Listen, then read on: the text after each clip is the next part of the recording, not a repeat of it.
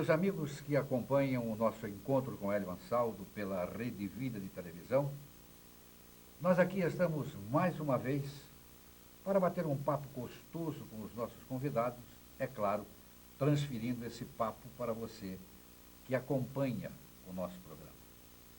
Um dos assuntos que afligem a população de todo o Brasil no dia de hoje é a segurança.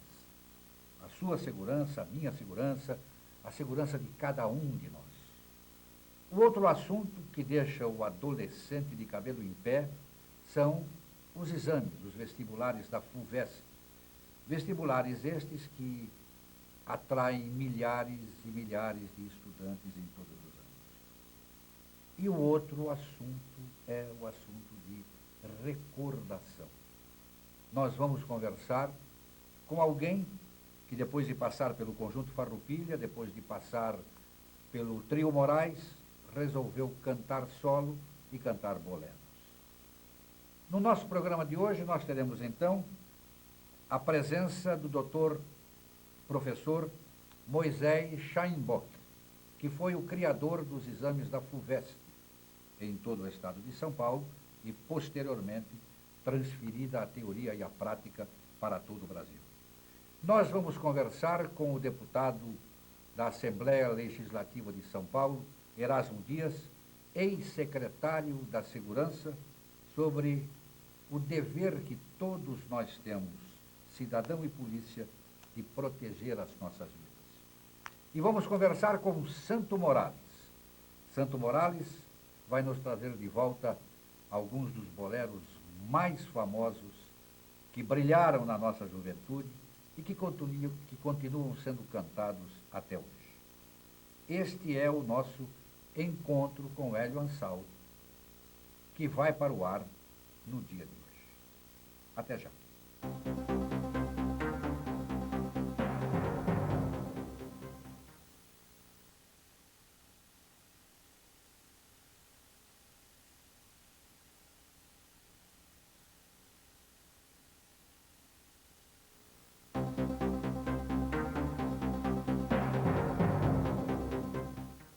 Nós abrimos o nosso programa conversando com o professor Moisés Scheinbock, neste nosso encontro de todas as tardes e de todas as noites, de segunda a sexta-feira. O professor Moisés Scheinbock é da Escola Politécnica da USP, foi um dos responsáveis pela criação da FUVEST e é coordenador de 74 a 85, consultor de empresas de engenharia mecânica e diretor da PROMEC, Projetos Mecânicos. Com tudo isso é que seus cabelos ficaram brancos, não? Entre outras coisas, mas isso é uma herança familiar. É? A família da minha mãe sempre teve cabelos brancos. O senhor foi o responsável pela criação da FUVEST. Como surgiu essa ideia? Como surgiu a criação da FUVEST? Há cerca de 20 anos atrás, a USP decidiu retomar efetivamente a direção dos seus vestibulares, que eram feitos pelo CECEM, pela CCEA e pela Maputei. E para isso ela instituiu uma fundação, que era a FUVEST. Eu recebi um convite para organizar a FUVEST. Eu aceitei esse convite como um verdadeiro desafio. E esse desafio foi vencido com facilidade? Olha que eu sou dessa época, eu sei, hein? Eu sei disso. Eu não diria que foi com facilidade, mas substancialmente se atingiu o atendimento às diretrizes da USP. O que é que a USP se propunha ao criar a FUVEST? Ela tinha como diretriz 3 coisas. A primeira delas era fazer uma prova única para as 3 áreas do conhecimento, exatas, humanas e biológicas. Por que isso? Para evitar a especialização precoce. Essa foi a primeira diretriz que nós procuramos implantar. A segunda diretriz referia-se à forma de fazer o exame. Havia, naquela ocasião, o prezado deputado lembra-se disso, um certo abandono das provas com redação. Os testes que são meio perfeitamente válidos de avaliação, de seleção, estava conduzindo a um resultado indesejado, qual seja o abandono do hábito da leitura e da escrita. Então, foi a intenção da USP, ao criar a FUVEST, fazer uma prova em 2 fases. Na primeira fase, seria aplicado um teste por razões de praticidade, por razões de economia. A previsão inicial era de 60 mil candidatos, que foi superado já no primeiro exame, quando se chegou a mais de 90 mil inscritos, e 2 anos depois até a marca dos 130 mil.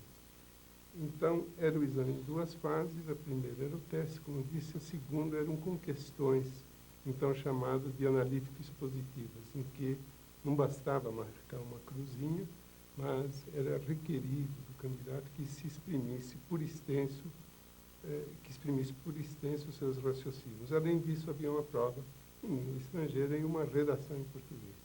A terceira característica é que deveria a prova se cingir aos assuntos do núcleo comum obrigatório de 2º grau, para não se ter, digamos assim, uma pré-seleção através da escolha dos assuntos da prova. Conter a prova no nível de 2º grau.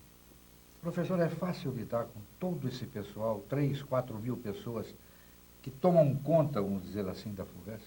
Não, era muito difícil e nós tivemos uma preocupação desde o início, que foi construir uma estrutura que realmente fosse flexível e se adaptasse às necessidades do dia a dia. O que quer dizer isso?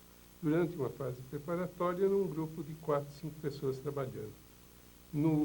Para a elaboração da prova, havia bancas para cada um dos assuntos, constituído de 3, 4 professores para cada assunto. Na hora das inscrições, eram criados 40 postos, e cada posto dimensionado de maneira que o candidato não ficasse mais do que 1 ou 2 minutos da fila.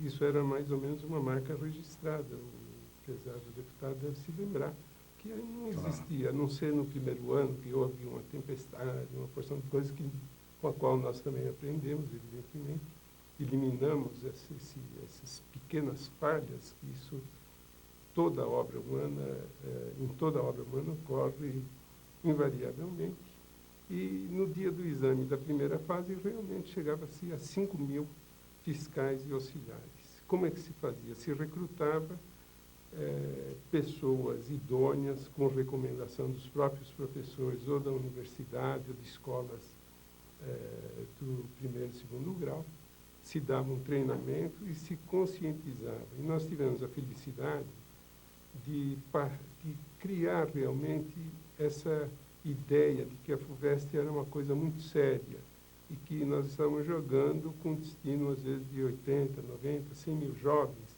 e por isso era inadmissível a existência de recursos ilícitos. Então, havia toda uma preocupação de se proteger o sigilo, de se combater as fraudes, impedindo o vazamento de questões e outras coisas desse tipo. Professor Scheinbock, nós estamos falando para todo o Brasil, através das antenas parabólicas, a 2 canais de TV a cabo e as emissoras que compõem a Rede Vida. Quais são as dicas para se passar tranquilamente no exame da FUVEST? Mas é muito fácil.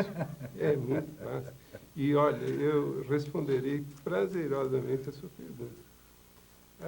O desempenho de um candidato num determinado exame é fortemente influenciado pela prova. Uma prova que não seja discriminativa, isso é, ou ela é muito difícil, ou ela é muito fácil, não é adequada. Uma prova muito difícil, muito poucos respondem. Uma prova muito fácil, todos respondem, de modo que a seleção fica complicada. E o desempenho de um candidato, evidentemente, depende do grau de dificuldade de descrição dessa prova. Isso não depende do candidato. O que é que depende do candidato? Eu diria que, mais do que uma vocação propriamente para o ensino superior, no qual eu pouco acredito, é seu interesse, a sua motivação, o seu desejo de fazer um determinado curso. Aproveitando que estamos falando para todo o nosso Brasil, eu recomendaria insistentemente aos pais que dessem apoio aos seus filhos para fazer aquilo que eles têm vontade de fazer. E não impusessem, meu pai foi engenheiro, meu avô foi isso. Às vezes o jovem quer e às vezes não. Deixa o jovem decidir, porque ele decide corretamente. E aí vem o interesse, então, a dedicação dele. E o terceiro papel, que é fundamental, evidentemente depende das escolas. A escola que o jovem cursou existe, e claro que fazer um cursinho sempre é um reforço, sempre ajuda a melhorar o desempenho. Mas não é por aí o caminho. Eu estou firmemente convencido de que a boa escola é aquela que se preocupa com a formação integral do cidadão, do jovem, da criança, dos nossos filhos, dos nossos netos já. Por quê? Porque a vida não é só aquele conhecimento científico, coisas desse tipo que se adquira nos bancos escolares. Portanto, a boa escola deve proporcionar uma formação integrada e integral do seu aluno, seja do ponto de vista psicológico, seja do conhecimento, do físico e assim por diante. Portanto, as escolas têm uma elevada responsabilidade e têm tido um desempenho muito bom na formação desses jovens e devem procurar melhorar cada vez mais. Com toda a sua experiência, nesse período de exames da FUVEST, o aluno tem que ter uma alimentação especial, tomar o seu comprimidozinho. Pois é, esses eram os famosos conselhos do Moisés, deve estar lembrado, na véspera do exame, é não cometer exageros. É não cometer exageros. É ter uma vida, evidentemente, na véspera de um esforço tão considerado como é a realização do exame, não deve ir dormir às 4 horas da manhã. Deixa para dormir no domingo ou na semana seguinte. No dia do exame, procurar descansar, se alimentar bem, com coisas de fácil digestão. Não é aconselhável a ingestão de comprimidinhos, coisas desse tipo. É absolutamente contraproducente, né? E é por aí. Eu acho que é o jovem que se preparou, que tem consciência, tem desejo, ele deve persistir porque ele chega lá. O senhor acredita que o vestibular da FUVEST é a melhor maneira de se avaliar a capacidade dos alunos? Eu acho que é uma maneira, eu diria até uma boa maneira. A melhor maneira seria aquela ideal, eu reconheço que irrealizável, de não haver vestibular. Eu me lembro que no meu tempo de faculdade a gente fazia 2 exames, né? Isso já faz muito tempo. Era o exame de seleção para entrar no pré-jurídico e depois o exame de habilitação para entrar na faculdade. E eu me lembro, professor, que naquela, é a minha última pergunta, num dos exames, porque eu perdi um ano, perdi a calma no exame oral e respondi de uma maneira errada ao professor e fui expulso da banca e perdi um ano. Naquele primeiro ano, falava-se que alguns alunos haviam comprado a prova de latim. Era latim, filosofia, higiene, segurança, uma série, o senhor está lembrado disso? Como é que pode se comprovar ou se avaliar a proteção do sigilo e as ações contra fraudes no vestibular? Eu vou citar alguns exemplos. Nós tivemos uma verdadeira altercação com uma das bancas que desejava corrigir, um examinador corrigir a prova toda, e nós não permitimos isso. A prova era dividida, digamos, em 16 questões separadas em 4 páginas. Então, um examinador examinava só uma página de cada candidato. Portanto, haveria necessidade, pelo menos, se mancomunar em 4 examinadores, essa já é uma dificuldade. A disposição numa mesa, quem ia corrigir a primeira, a segunda, a terceira, a quarta página, cada uma com 4 folhas, era decidida por nós, e não pela banca. Quer dizer, havia um rodízio, diz, hoje senta fulano de tal. Havia uma revisão prévia, uma correção prévia de um lote de provas para fixação e uniformidade de critérios. Outras medidas eram uma verdadeira parafernália para elaboração e impressão, envelopamento e distribuição de provas. Uma coisa curiosa, que, em geral, as pessoas não acreditavam, e é verdade. Eu, apesar de coordenador, jamais conheci o conteúdo de uma prova antes do exame. Sabe por quê? Porque a gente usava um princípio que eu denominaria departamentação de responsabilidades. Cada departamento sabia aquilo que deveria saber. A identidade da banca, evidentemente, era conhecida por mim, tinha poder de veto na ocasião, podia escolher quem entrava, quem não entrava numa banca. E o meu contato com eles terminava nas recomendações. Todo o lixo, por exemplo, era lixo atômico, a gente usava essa expressão. O lugar de guarda das provas era um órgão da Secretaria de Segurança Pública, onde nem o papel servido nas toaletes saía. Elas eram incineradas após a realização da prova. Por aí, o meu amigo Hélio calcula os cuidados que se tomam. Agora, é preciso ter consciência que, se os organizadores das provas são pessoas sérias, e eu tenho todas as razões para acreditar que a maioria o essa é uma preocupação que não se deve ter. Essa realmente não é por aí. Para o jovem, se me permite, o conselho é esse. Consulte o seu coração, o que você quer fazer na vida, e dedique-se a isso que você terá êxito. Eu falei que era a última pergunta, mas eu estou vendo aqui, eu vou fazer mais uma. É muito mais fácil ser diretor da Promec Projetos Mecânicos? Ou é muito menos trabalhoso? Excetuado a crise. O nosso é um escritório de projetos e, evidentemente, quando há algum traço de recessão, o desenvolvimento de projetos novos diminui. Nós fizemos alguns projetos grandes. O último deles é um veículo de transporte coletivo para Alto Latina, por exemplo, foi feito com a nossa colaboração. E outras coisas por aí. Cada uma tem as suas próprias características. Eu acho difícil, mais difícil ser deputado e entrevistador. Eu prefiro ser entrevistador. Nós conversamos com o professor Moisés Scheinbock, um dos responsáveis pela criação da FUVEST, esse gigantesco organismo que seleciona aqueles que pretendem prosseguir na sua vida de estudos. Professor, muito obrigado. Foi um prazer. E estamos às ordens. Foi um prazer em revê-lo.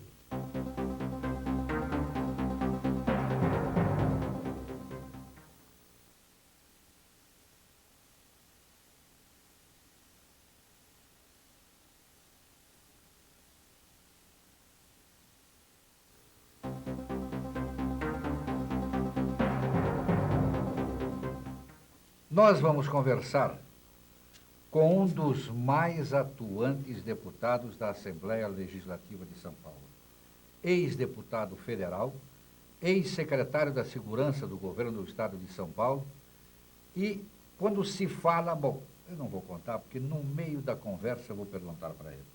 Nós vamos conversar com o deputado Erasmo Dias. Deputado Erasmo Dias, sem dúvida alguma, um dos mais profundos conhecedores da segurança em todo o país. Erasmo, existe segurança hoje, não? Boa noite, meus amigos. Eu acho que quem pode dizer é você, né, telespectador? Você que talvez seja o grande juiz dessa causa. Mas eu, como cidadão, sou meio suspeito. Mas hoje o que há é insegurança. Basta se veja os números, veja as estatísticas, veja os jornais todo dia. Agora, hoje, se não me engano, lendo o jornal, agora é moda aqui. Sexta, sábado, domingo em São Paulo, fim de semana é 40, 50, 40, 50. Assassinatos é um índice alarmante. Você acha, Erasmo, que a polícia está despreparada ou falta policiamento? Eu acho que há uma série de problemas que se juntam e dá essa insegurança total. A polícia é boa, é a mesma polícia do meu tempo. Mas hoje em dia as condições de vida e outras circunstâncias têm agravado muito o problema. Vou dar um dado para você interessante. Eu até fiz um requerimento ao secretário da Segurança Pública, eu comandante da Polícia Militar, pedindo informações. Saiu uma estatística um dia desses, dizendo o seguinte: 24 policiais militares morreram agora de janeiro a abril. 21 de folga, 3 de serviço. Veja bem o que significa isso, o Hélio. Quer dizer, o policial de folga, ele está fazendo bico. Então, o policial morre mais fazendo bico do que trabalhando. Então, há uma inversão total e completa até do próprio poder de polícia. O soldado ganha mal, ganha 500 reais por mês, depois, quando tem 10 anos de serviço, mais uma migalha, ele, premido pela circunstância, é obrigado a tapar as necessidades dele com esse trabalho extra, e nesse trabalho extra ele vive morrendo na mão dos bandidos. Quer dizer, da mesma forma como morre 30, 40, 50 cidadãos no fim de semana. Esse índice é alarmante, porque mostra de que o poder de polícia está desconjuminado. Há dias passados, nós conversando com o comandante de polícia militar, em conversa informal, eu disse a ele, vocês não podem formalizar, ser benevolente com o bico. Vocês têm que eliminar isso pagando melhor ao policial, para que ele seja um cidadão que se dedica ao serviço 24 horas. Porque o policial desmotivado, sem emulação, ele não exerce a função como seria de interesse de todos nós outros. Os jornais da semana passada, Erasmo, ainda falavam que está difícil a admissão na Polícia Militar, porque ninguém quer entrar, eles que estão lá dentro querem sair, porque o salário é uma ninharia e não compensa. Acompanhando o seu trabalho na Assembleia, deputado Erasmo Dias, nós vimos a sua luta pela melhoria do salário, do soldo da Polícia Militar. Até agora, uma luta infrutífera. Nada. E aí, viu, a gente é meio suspeito a falar dessas coisas todas, porque como nós temos uma razoável experiência de alguns anos passados, até a contragosto, às vezes eu dou exemplo do meu tempo, mas o parâmetro que eu tenho é esse. Eu às vezes digo a você, telespectador, na oportunidade que me dão hoje, mas eu queria agradecer essa presença, particularmente ao lado do Gonçalves, um deputado que nos faz falta na Assembleia, mas eu tenho certeza que você em breve vai recolocá-lo lá. Se Deus quiser. Mas voltando aqui ao que nós estávamos dizendo. No meu tempo, eu desafio a você, telespectador, e você confira isso no ciclo das suas amizades, se algum dia a polícia reivindicou melhor salário. Você veja se no meu tempo alguma vez houve rebelião em presídio, em cadeia. Você verifique se no meu tempo havia assalto a banco. Você verifique se no nosso tempo você tinha mais segurança. Então a polícia é a mesma. Quer dizer, ela era bem paga, ela era bem conduzida, ela era bem motivada. E o problema não é a falta de recursos humanos, materiais, não é aproveitar bem os recursos humanos e materiais que tem, valorizando particularmente o policial. Porque o segredo de uma boa polícia é você valorizar o policial, como líder dar o exemplo a ele em certos momentos, em outros momentos lhe dar apoio, saber quando você deve dar o exemplo para conduzi-lo, saber quando você deve dar o apoio para levá-lo, e nos momentos de dificuldade você está do lado dele. Que é coisa que parece que não tem havido hoje em dia. Quer dizer, essa conscientização de que polícia é realmente a profissão mais difícil da sociedade. Como é também o professor, podemos botar guardadas as proporções no mesmo parâmetro, como é o elemento de saúde. Enquanto não se valoriza a saúde, segurança e educação, qualquer governo é apenas amostragem de governo. Nós não temos visto nenhum governo desses, quaisquer que ele seja. Aí eu digo, no meu tempo, pelo menos de segurança, por ela eu respondi. Erasmo, você falou em rebeliões dos presídios. O negócio está se tornando cada dia mais grave. Virou moda. É uma sequência, uma rebelião atrás da outra. Virou modismo. Você acha que, a meu ver, ou a minha opinião, falta um pouco de autoridade na repreensão aos detentos que se rebelam? Você acha que seria suficiente isso? Ou, depois nós vamos falar do seu projeto, que agora cada um é o pai daquele projeto que é seu, ou você acha que a superlotação é que está provocando isso? Não, há vários fatores que sempre tornam um problema mais cruciante. São sempre os mesmos. Agora, num certo momento, há certos fatores adversos que prevalecem. Quer dizer, superpopulação carcerária sempre houve. E até basta consultar, você que é advogado, que conhece razoavelmente o problema melhor do que eu, é só consultar, por exemplo, a lei das execuções criminais, que diz como é que o preso deve cumprir a pena, e você veja que aquelas condições previstas na lei das execuções criminais são utópicas, são desejáveis, mas utópicas. Nenhum sistema carcerário cumpre aquilo que a lei determina. Então você tem mais ou menos superpopulação. Mas sempre tem mais superpopulação dentro dos parâmetros normais. Então, além desses fatores, você junta outros tantos, porque onde você tem 3, tem 4, A promiscuidade é de 4 em relação a 3, porque lá só cabia um. A promiscuidade gera comportamentos mais diversos possíveis. E quando você alia tudo isso a um princípio de falta de autoridade, porque esse princípio de falta de autoridade, a gente tem que dizer isso eternamente, porque hoje é uma realidade. Essa malfadada filosofia dos direitos humanos tem invertido e subvertido até a racionalidade nos vários setores da sociedade, e particularmente o sistema carcerário. Porque hoje o preso acha que ele é o dono da situação. Ele exige juiz, ele exige não sei mais o quê, ele quebra o patrimônio, ele ameaça a vida, tira a vida, e continua sendo detentor de direitos que gera e alimenta esse tipo continuado de rebelião. Se na primeira rebelião dessa fizesse valer certos princípios, digamos, porque quando fala em presídio, você vai concordar comigo, quais seriam os elementos básicos de um presídio? Segurança e disciplina. Onde você não tem segurança e disciplina, você tem insegurança e disciplina. Onde tem segurança e disciplina, você vê o que pode acontecer. É fuga, depredação e até vida que se perde. Há pouco tempo, em Hortolândia, o poder de polícia resolveu se fazer presente depois de 14 rebeliões. 14.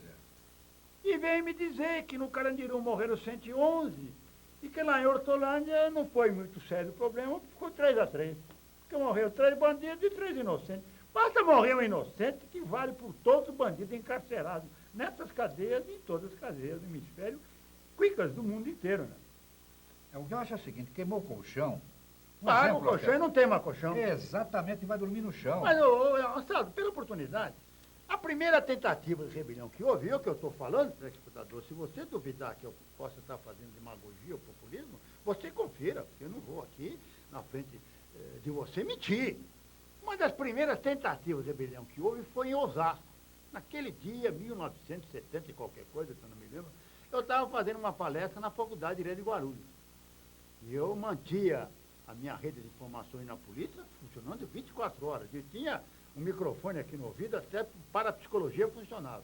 E alguém me disse, secretário, tentativa de rebelião em Osasco. Em 20 minutos eu estava em Osasco, nem que fosse hoje.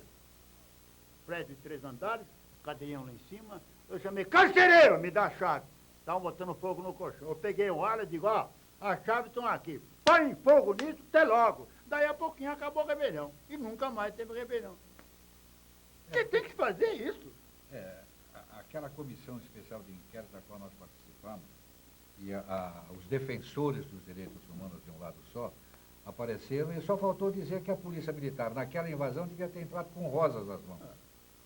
Como esse caso agora, lá no norte do país, onde os poceiros reagiram à bala, e alguns com metralhadora ainda. Você viu que foi que viu que episódio triste? Esse episódio lá de Rondônia ainda vai dar muito romance, muita novela e muita tristeza. E veja bem, foi lá nos confins desse Brasil, né? Na beira da Bolívia. Na fronteira, na beira da Bolívia. E o que tinha montado lá, meu Deus do céu, é qualquer episódio triste.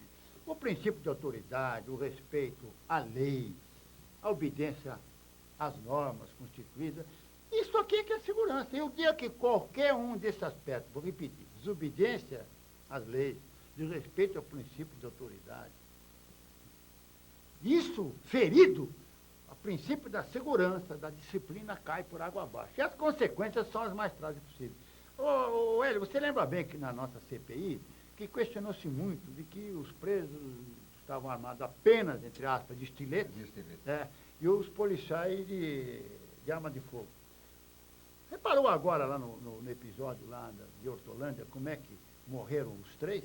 Morreram a base de estiletada.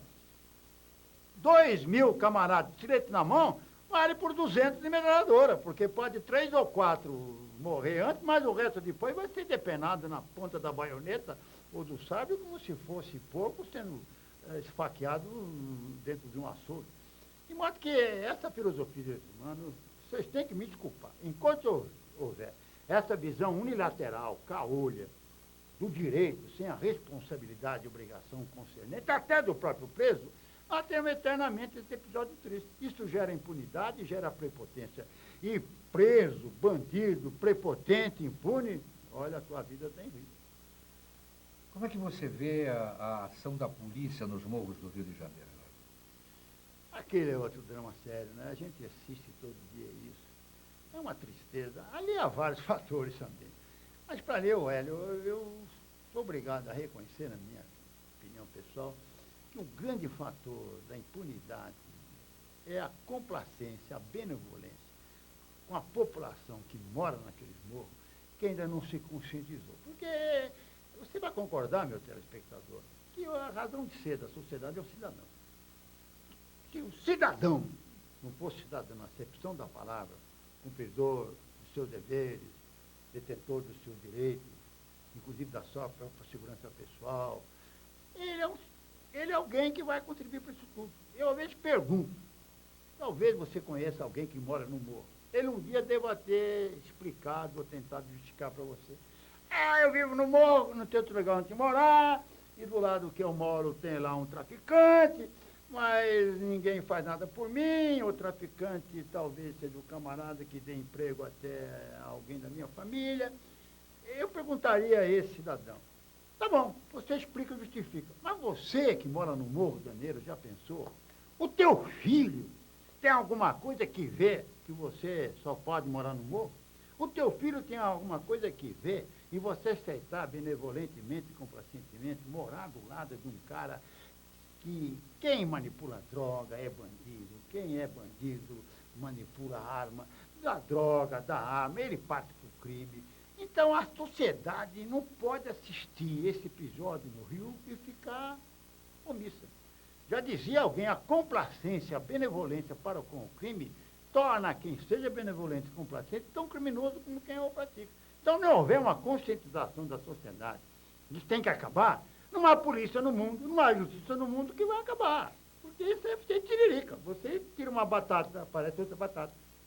Então, enquanto a sociedade não se conscientizar, e aí, eu digo, quando aparece intelectuais, a inteligência esquerdista, manipulando mente, e não, a sociedade é assim mesmo, ela tem que ver com o bandido, porque o culpado é o regime neoliberal, porque é a distribuição de renda, quer dizer, gera um status quo de comportamento em que o cidadão deixa de ser cidadão, compromete a sua família, compromete a sociedade, vive e convive para o crime, e o crime impune, graça, alimenta, gera e atinge níveis exponenciais.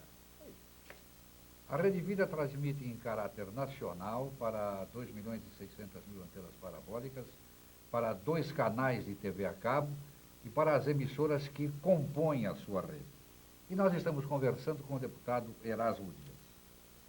Durante a nossa permanência na Assembleia Legislativa, nós tivemos a oportunidade de acompanhar a apresentação, mais uma vez por parte do deputado Erasmo Dias, do projeto que prevê a venda do complexo do Carandiru para a construção com aquele dinheiro de outras prisões. Como é que está esse projeto? Ô Hélio, você foi deputado, vai ser deputado e vai continuar tendo desilusões que você já teve e outras tantas que vai ter, que nós continuamos tendo. Eu não entendo, viu? Há quantos anos que eu luto para transformar aquele complexo lá do Carandiru em alguma coisa digna da Zona Norte. Eu não sei se você sabe, existe um planozinho ali, quando foi construído o fórum ali na Zona Norte, de que aquela área ia ser uma das áreas mais nobres de São Paulo, e tem tudo para ser. O que fizeram? Já tinha a penitenciária, meteram a detenção, estavam aumentando a detenção, duplicando, e, para começo de conversa, meteram ali o presídio ali naquela rua Zac, não sei o quê, do próprio DEIC. Eu tenho consultado o governo do Estado, tenho consultado a prefeitura, já por 2 ou 3 vezes põe a culpa na prefeitura, que a prefeitura ainda não fez a lei do zoneamento, e que o Estado está querendo fazer o projeto, mas enquanto a prefeitura não se definir, eu entro em ligação com o pessoal da prefeitura e digo, olha, vocês precisam acelerar isso, porque afinal de contas, isso aqui é vital. Vocês estão esperando o quê? Que agora morra o quê? Em vez de 111, morra 1.111? Ou esperar que morra 11.111? Porque é um projeto que, quando a gente pergunta, diz, não, ele está andando, mas não sai de papel.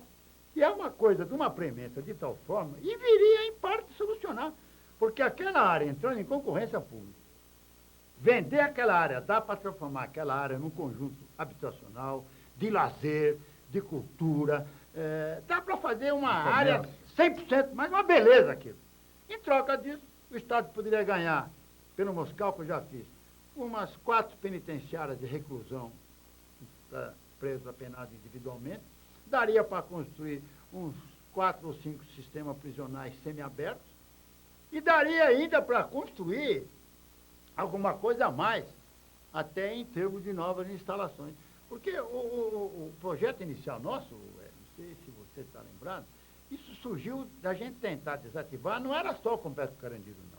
Era o Palácio da Polícia Brigadeiro, da Brigadeiro Tobias, todo o complexo da Polícia Militar ali na Tiradentes, todo, Regimento 9 de Julho, Hospital Militar, Tobias de Aguiar, porque aquela área toda ali é uma área nobre demais para estar encalacrada ali, numa zona daquela. Já tiraram uma vez a detenção e botaram a 2 quilômetros adiante. Essa área toda, urbanizada, daria a São Paulo uma beleza. Não sei se você sabe, telespectador, o metrô que vai ali da Luz até o Carandiru é um metrô de mais baixa densidade de aproveitamento, porque ali só tem bandido e polícia. Nós podíamos trocar tudo isso por conjuntos muito mais modernos, mais racionais, ao longo das vias Anhanguera, Anchieta, Castelo Branco, sem o Estado gastar um tostão. Mas eu não sei, não há vontade política de resolver o problema. Parece que quanto mais problema existe, melhor, porque assim fica só gerenciando crise.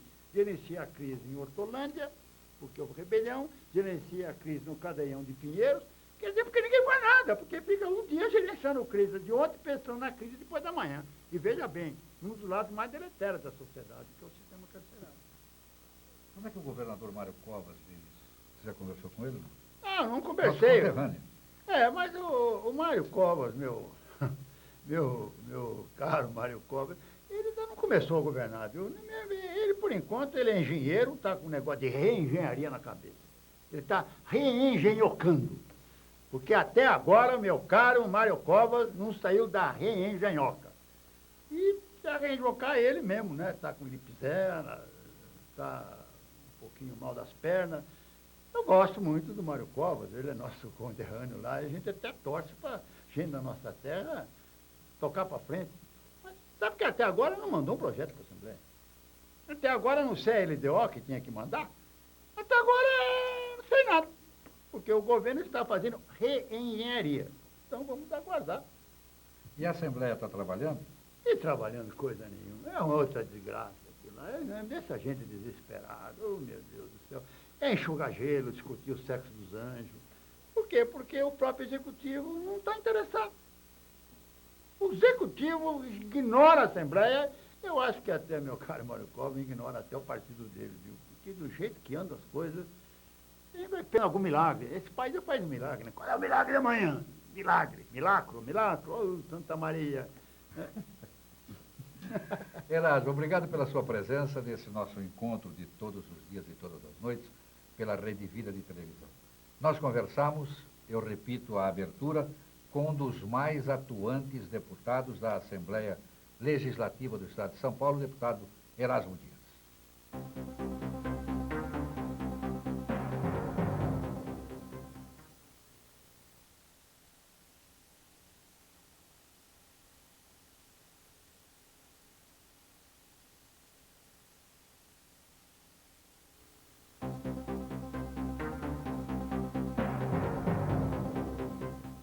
Este é o nosso encontro de todos os dias e de todas as noites aqui na Rede Vida de televisão, transmissão em caráter nacional para os 2.600.000 antenas parabólicas em todo o país, para as emissoras que formam a rede e para 2 transmissões de TV a cabo.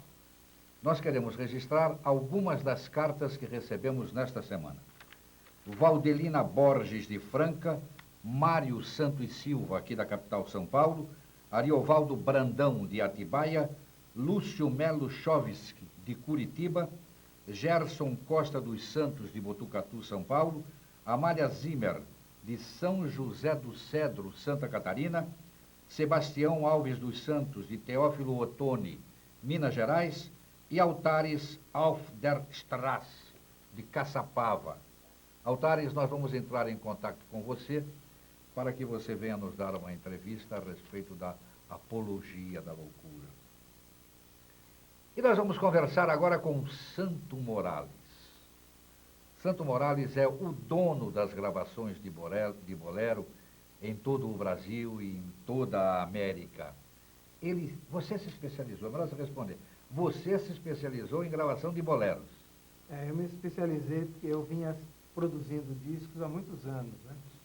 E quando eu tive a chance de gravar como solista, porque eu sempre fui cantor de conjunto, quando eu tive a chance de gravar como solista, aí resolvi assumir o bolero e adotei o pseudônimo de Santo Morales. Eu tenho uma fotografia aqui da antiga TV Tupi. Eu vejo uma turma muito boa aqui. Estou vendo a Lolita, a Helenita, estou vendo o Homero Silva, o Lubenencase, Simplício. Esta fotografia marca o quê, Morales? Essa fotografia é exatamente do dia 18 de setembro de 1950, a inauguração da primeira televisão da América do Sul, da América Latina. Da América Latina, TV Tupi. Foi o programa de estreia, de inauguração. Todo mundo de smoke, tudo bonitinho. Agora, vamos falar um pouquinho, eu estou vendo aqui, estes outros recortes que mostram o Radio City Music Hall, Brasil, com o Conjunto Farroupilha. Depois, aqui embaixo, nós temos também o Conjunto Farroupilha. E temos ainda o Conjunto Farroupilha em Londres, na BBC de Londres, no Radio City Music Hall, nos Estados Unidos. No Radio City nós fizemos em 60, em 62 fizemos a BBC e o Astor Club, que era o clube mais badalado daquela época, em Londres. Rodava muito dinheiro naquela época. Naquele tempo. Era um clube fechado, como aqui agora existe, né? Existem alguns aqui agora. E aqui eu tenho já você deixando o Conjunto Farroupilha e passando para os Três Morais, que foi um sucesso extraordinário, esse conjunto, os Três Morais. Você, o Roberto e a Jane. A Jane da Jane Erondi hoje, não é isso? A Jane do Erondi. A Jane do Erondi. Isso foi em 1972, eu vejo aqui pelo seu recorte do jornal. Foi um dos últimos anos dos Três Morais, foi em 72. Depois de quanto tempo você passou por bolero? Eu sempre cantei bolero, porque ao mesmo tempo que eu fazia parte de grupos vocais na televisão, eu fazia parte da orquestra do Zezinho e Luiz Arruda Paz e fazia todos os bailes com eles. Então eu era o cantor de boleros dos bailes. Aí tinha que aprender todo o repertório de Gatica, Pedro Vargas, Gregório Barrios. Nós estamos falando de uma fase áurea do bolero, não é isso? Porque o bolero é eterno, se toca todo dia. Quer dizer, agora tem muito bolero mascarado de música sertaneja. Isso, Ele muda a letra, plagia, entendeu? E ninguém fala para ninguém. O ritmo é sempre aquele. Qual foi o primeiro bolero que você gravou, Morales? Bom, o primeiro bolero foi quando eu fiz o primeiro disco. Eu comecei por esse bolero que eu gosto muito. Depois eu vou mostrar quantos discos você já gravou hoje. Una mujer deve ser sonhadora, coqueta y ardiente, debe darse al amor con frenético ardor para ser una mujer. Para mim, esse é um dos boleros mais bonitos. Nós estamos conversando com Santo Morales. Agora, eu vou mostrar aqui, ao mesmo tempo, eu vou conversando com você. Nós temos aqui Boleros com Amor, 42 boleros inesquecíveis. Bolero com Amor 2, mais 40 boleros inesquecíveis. Latino com Amor, Santo Morales. Boleros com Amor 3, aqui já não tem 40, né? Aqui já tem menos um pouco. 18. Com Amor, Santo Morales. Recuerdos de Ipacaraí, Santo Morales, 23 Guarânias. Isso, Guarânias. E rasqueados de sucesso. Toca um rasqueado, canta um rasqueado pra gente. Rasqueado alguma... Lembra não?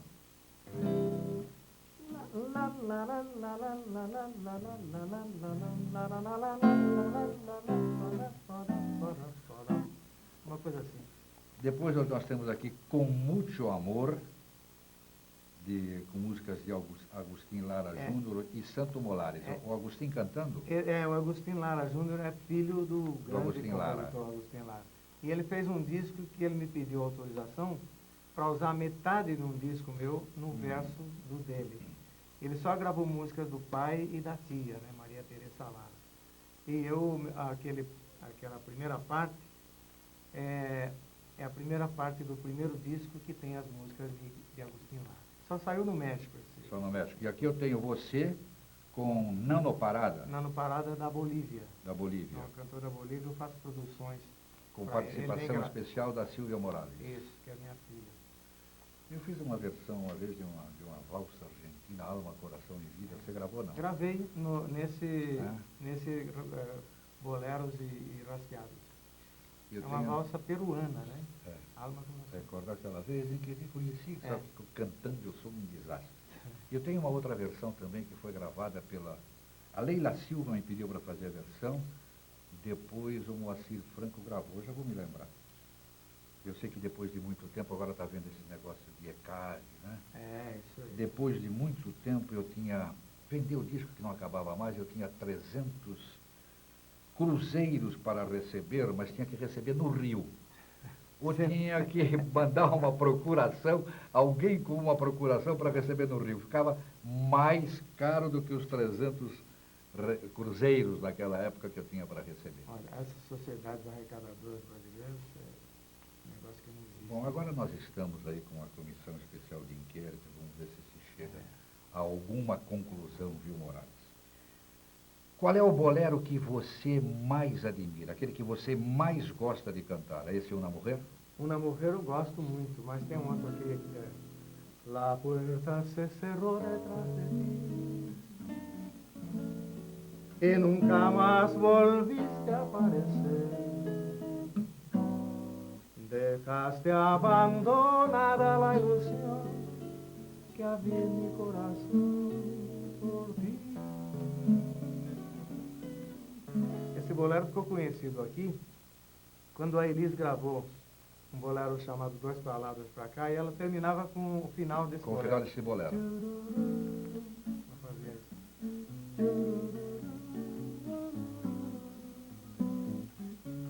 Dejaste abandonada la ilusión que había en mi corazón por ti. Agora me lembrei da música que o Moacir Franco gravou, é a versão do Que Será de Ti. Que será de ti Quando la ilusión de tu o coração vai chegando ao fim. Bonita essa música. Da Miriam Teresa Marques, se eu não me É, engano. Maria Teresa Maria Marques. Teresa Marques. Você tem feito shows? Eu faço muitos em fim de semana, shows fora de São Paulo. E tenho trabalhado em algumas casas, como Planos Bar, o ano passado. Eu fiz 6 meses lá, sempre às quartas-feiras. E agora estão querendo fazer na segunda também. E quem quiser contratar você para show? Você tem empresário? É você que cuida? Não, pode falar comigo direto. Qual é seu O telefone? telefone é 842-3379. 842-3379.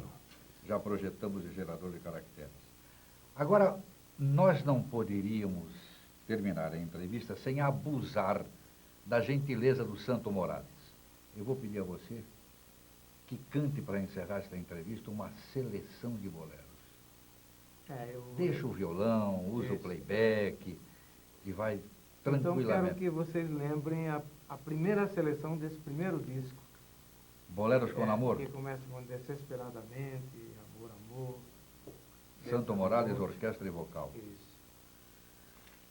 Então o Santo Morales vai cantar um pupurri de boleros, os mais famosos boleros. Ele já está tomando posição e nós vamos ouvi-lo.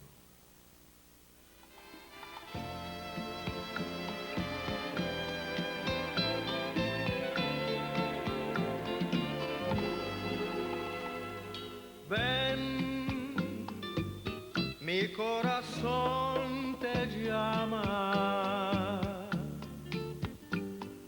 tan desesperadamente. Ven, mi vida te reclama.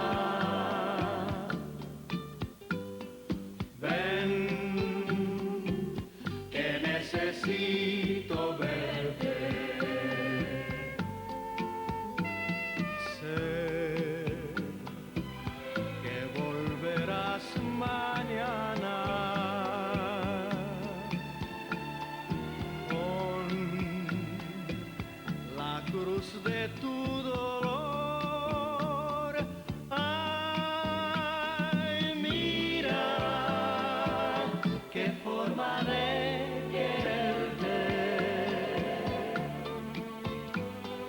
Ven, que necesito verte. Amor, amor, amor. Nació de ti, de la esperanza.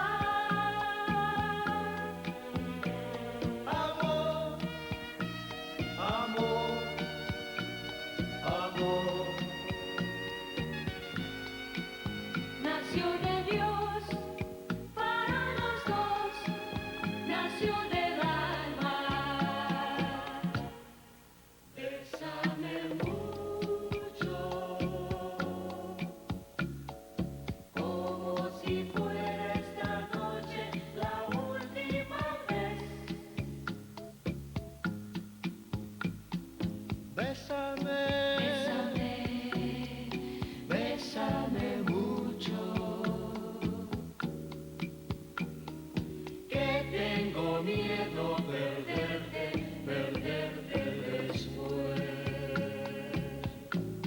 Una vez nada más, si entrega el alma con la dulce y total renunciación.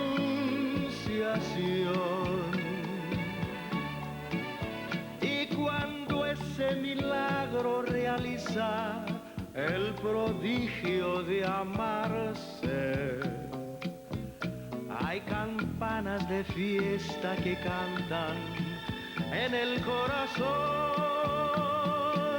Yo tengo ya la casita que tanto te prometí, y llena de margaritas para ti, para ti. Es un refugio de amores, es una cosa ideal. Y entre romances y flores formaremos nuestro hogar. Ahora seremos felices, ahora podremos cantar aquella canción que dice así, con su ritmo tropical. La la la la la la la la la la. Dios nos dé mucha vida negra y mucha felicidad. La la la la la la la la la la. Que Dios nos dé mucha vida negra y mucha felicidad.